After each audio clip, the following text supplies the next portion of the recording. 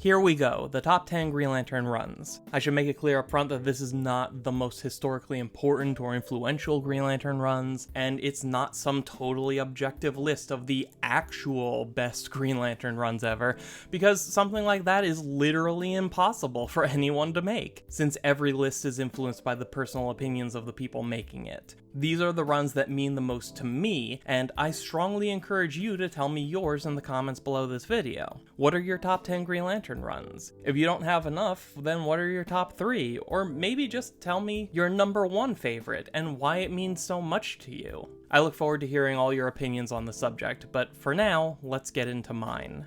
Number 10, Green Lantern by Ron Marz, Green Lantern number 48 through 125, from 1993 to 2000. This run from the 1990s is what got me into Green Lantern in the first place. The entire Green Lantern mythos was reset, and we got to learn all about it alongside newcomer Kyle Rayner, a character built to explore the idea that any random person with enough willpower can become a Green Lantern. Despite the messy ways they've tried to retcon it since then, the fact remains that Kyle was never chosen. He got his ring by accident, and the everyman nature of his character and stories took one of DC's most iconic properties and made it into something unique and different, and made it the perfect jumping on point for a 10-year-old kid like me who'd never read Green Lantern comics before. It didn't hurt that Darryl Banks was committed to drawing the most detailed, diverse range of constructs ever to be seen in any Green Lantern book before or since. Honestly, the only reason this run is so low on the list is because I haven't reread most of these issues since the day they first came out, and I really have no idea if they hold up or my nostalgia is doing a lot to help it. Either way, there's no questioning the importance of this run to me. Number 9, Green Lantern by Geoff Johns, Green Lantern Rebirth number 1 to 6, Green Lantern number 1 to 52, Blackest Night number 0 to 8, from 2004 to 2010.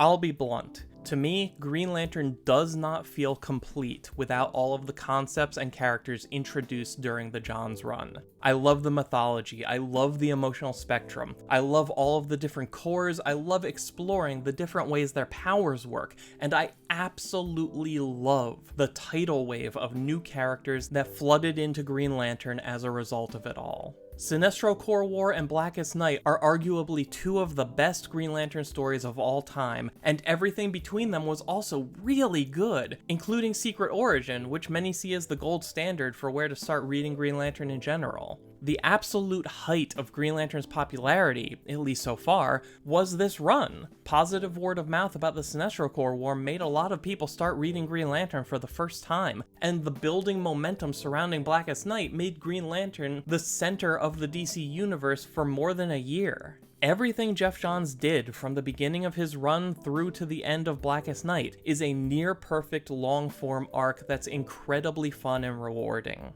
The problem is that his run went on for another 37 issues after that. And don't get me wrong, there's some legitimately great stuff in those 37 issues, but Blackest Night felt like such a perfect ending for his run, and to me, the material that came after never lived up to the incredible build-up and payoff that we just experienced. And it certainly didn't help that the actual end of the Johns run was all about the rise of the Third Army and the wrath of the First Lantern, 2 stories that I really didn't care for at all. If it had ended better, culminating with Blackest Night, this run would have been one of the best. But as it is, Geoff Johns hung around too long and eventually lost me. Number 8, Green Lantern Corps Quarterly by various creators. Green Lantern Corps Quarterly number 1 through 8 from 1992 to 1994.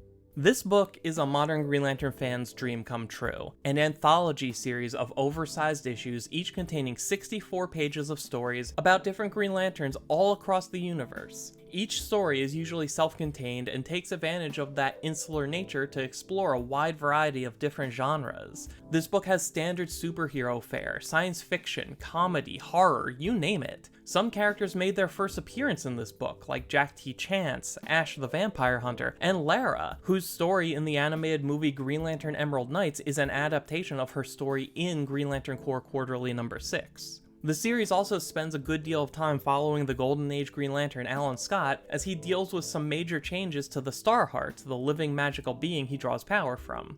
Overall, the only downside to the series is the weaknesses of every anthology. It's a big mixed bag of stories, characters, and genres by a pile of different creators, so it's pretty much a guarantee that not everything in there will appeal to any one reader. Also, not all of this material has aged well, and there's some really cringy stuff that seemed fine back in the early 1990s. Still, this is a must-read for anyone who wishes we had some kind of Tales of the Core anthology book being published right now. Despite all of its faults, the only reason Green Lantern Corps Quarterly isn't higher on this list is because everything else I'm going to talk about is just that good.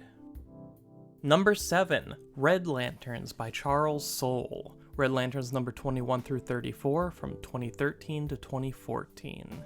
There's a misconception that a lot of people have about the lanterns of the emotional spectrum. Most people think that the spectrum is split between good and bad emotions. Positive ones like hope, love, and compassion, and then negative ones like fear, greed, and rage. But the truth is, that's completely wrong. Every single one of those emotions provides us with something good that we can't live without, while still having the potential to cause trouble if we get too carried away. And I can't think of a book that shows that better than Red Lanterns, specifically the run written by Charles Soule. Up to this point, the Red Lantern Corps had been portrayed as a ravenous pack of mindless animals lashing out at anything in their path, with only one or two characters possessing a rational mind. Soule reined in the whole concept by reducing the Red Lanterns down to a small core group of characters, all of whom could speak like intelligent people, and went about exploring what kinds of things could possibly lead someone's life to this point. The vehicle for this exploration is Guy Gardner, a Green Lantern sent undercover to infiltrate the Red Lanterns, only to find that he fits in better with them than he ever did with the Greens. Guy has always been defined by his massive ego and short temper, both of which stem from a massive inferiority complex that's followed him through most of his life, as no matter how high he climbs, there's always someone higher to knock him back down. He brings the Red Lanterns new perspective, and helps them figure out how to use their anger for the good of themselves and others. Because if you can detect the angriest people in the universe, that means you know where to find the people who need your help the most, and the villains who most need to be stopped. Rage, when given direction, can be a force for good. Learning that lesson evolves the character of Guy Gardner to new heights, while turning his team into one of the most fun groups of lanterns you could ever spend time with. The only downside to Soule's run is that the final 3 issues are devoted to the Godhead storyline, which I don't think was very good overall, and it led an excellent run end on a whimper. Although the saving grace is the fact that everything Charles Soule was doing with these characters got wrapped up in issue 34, with a Future's End one-shot acting as an epilogue, so he still got to tell his complete story before the editorially mandated crossover ended his time on the book. Number 6, Sinestro by Cullen Bunn. Sinestro number 1 to 23 from 2014 to 2016. This book is largely in the same boat as Red Lanterns in terms of using new characters and a few fan favorites to flesh out a side of the emotional spectrum that's usually viewed in a very narrow way, but I give this series more credit for achieving similar goals without even a single human character on the main cast. Sinestro is one of the only alien characters in the Green Lantern franchise old enough and popular enough to anchor a book like this, without the help of a human point of view character, which is good, because the series represents a unique opportunity for Sinestro. This series takes place at a time when the Green Lantern Corps has disappeared from the universe. They're gone, without a trace, and it's left a massive power vacuum waiting to be filled. This is the moment Sinestro has always dreamed of. His every action has always been driven by the belief that the Corps is good and necessary, but the Guardians don't know how to run it properly. Now his own Corps can step in, and under his leadership, show the universe how effective a Lantern Corps can truly be. And the thing that makes this story special is that he succeeds. The Sinestro Corps was first introduced as the evil counterpart to the Green Lantern Corps, in stories that were always told from the perspective of the Green Lanterns, and always presented the Green Lanterns as the good guys. But without the Green Lanterns around, what we're left with is the actual ideology and methods of the Sinestro Corps. And I'd never go so far as to say that they're a big group of superheroes, but some of them want to be. Just like how some of them revel in the ability to inflict dominance and pain on others. And Sinestro himself is so committed to showing the universe that his brand of control is what's best for everyone, that it actually drives him to genuinely help people, albeit on his terms. The Sinestro Corps is a fascinating exploration of what it means to have a morally and ethically gray police force that genuinely does enough good to be loved and accepted by the masses without ever being presented as completely altruistic or heroic. The Sinestro series presents the idea of a Lantern Corps as something that's messy and morally complicated, which not only makes the entire concept of a Corps more interesting, but it adds a ton of depth and story potential to a group that could very easily be written off as one-note bad guys. This series does more for the Sinestro Corps as a group than any other story ever has, and it stands as one of the best explorations of Sinestro himself. Number 5, Green Lantern by Judd Winick. Green Lantern number 129 to 164 from 2000 to 2003.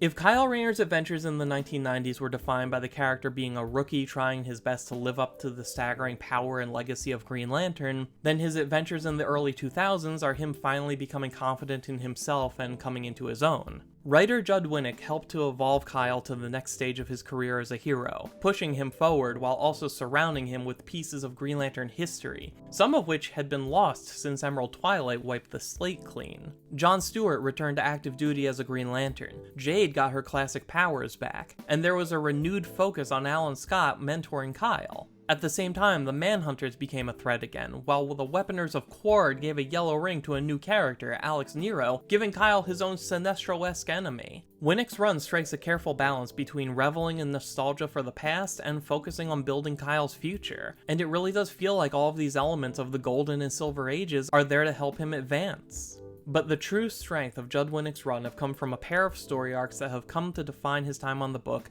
as well as leave a permanent mark on the character of Kyle Rayner. These stories are The Power of Ion and Brother's Keeper. The first of which is the story of Kyle ascending to godhood and trying to figure out how to heal the world without losing his own humanity, while the latter is the story of a very human Kyle Rayner trying to justify to himself what he can and cannot do in the wake of a close personal friend becoming the victim of a violent hate crime.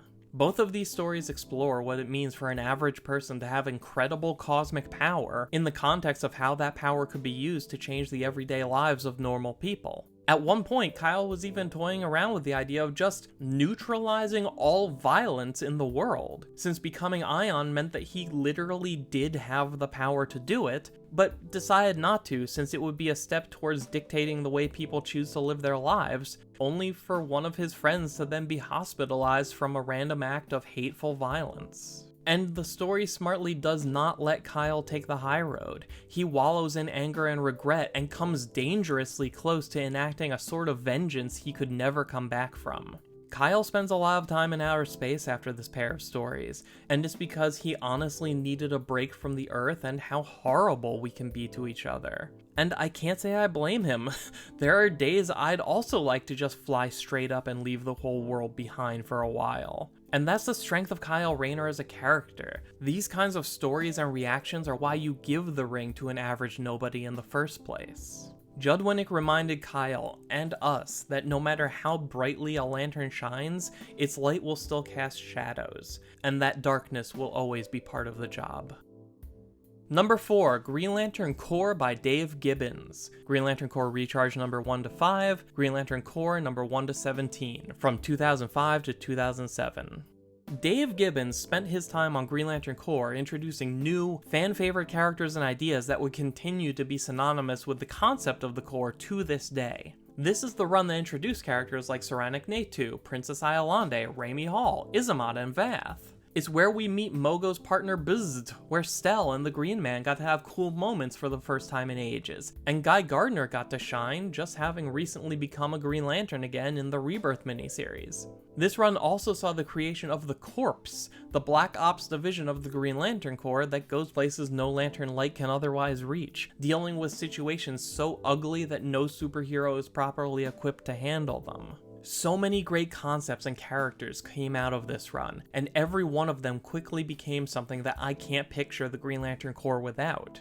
The Dave Gibbons run is a little odd, since it favors low-stakes, sometimes whimsical character-driven stories as it slowly builds up to the Sinestro Corps War, and doesn't have very many standout, memorable stories of its own that define it. There's the Dark Side of the Green, which is only 3 issues, and there's the Green Lantern Corps Recharge miniseries. But beyond that, the backbone of this 2-year run is the incredible flood of new characters and ideas that continue to enrich Green Lantern today. Number 3, Green Lantern Corps by Peter J. Tomasi. Green Lantern Corps number 18 through 47 from 2007 to 2010.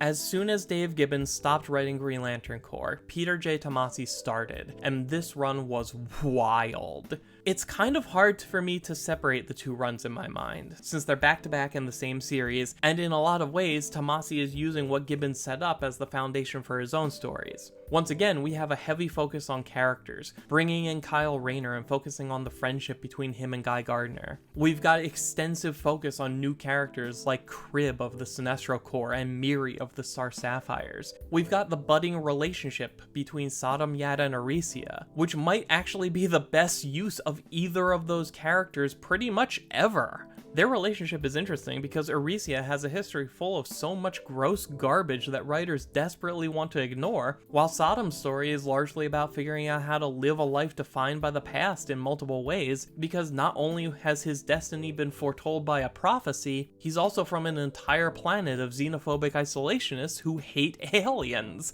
which makes things really awkward when it comes to Sodom's new job, friends, and girlfriend. And as you can probably already tell, the biggest difference between this run and the one that came before it is that there's a much better balance of character and story. Tomasi knows how to mine internal character conflicts in a way that enhance external conflicts, which feed back into the internal ones, and the whole thing just becomes one big feedback loop of awesome. Like when Mongol decides to take over the Sinestro Corps and then use it to invade Daxam, Sodom's homeworld, forcing them to confront everything about Sodom's past and relationships, while also charting a new direction for the Yellow Lanterns as we head into Blackest Night. The final year of this run is dedicated to Blackest Night and its build-up, and rather than weighing the book down, it enhanced it. Blackest Night created a powder keg of physical and emotional devastation that pushed the entire cast to their breaking points and gave us some of my favorite moments from the entire event. When I hear the words Green Lantern Corps, I think of this run. I think of the amazing things that were done with this massive group of incredible characters. For me, this is pretty much the standard for what I want Green Lantern to be. I want a big pile of amazing characters delving deeply into their personal relationships and emotional baggage while going on incredibly off-the-wall cosmic adventures. For my money, no Green Lantern writer has delivered that for a cast this large as well as Peter J. Tomasi. Number 2, Far Sector by N.K. Jemisin. Far Sector number 1 to 12 from 2019 to 2021. Far Sector is the story of rookie Green Lantern sojourner Joe Moline being assigned to solve a murder mystery in the utterly massive city Enduring. And what unfolds over these 12 issues is a story about isolation, corruption, drugs, politics, and what it means to push back against systemic problems that will likely never be corrected in your own lifetime. This isn't really a superhero story as much as it is a return to the roots of science fiction being a tool to explore and interrogate the parts of society we take for granted, and the parts we should be working to change.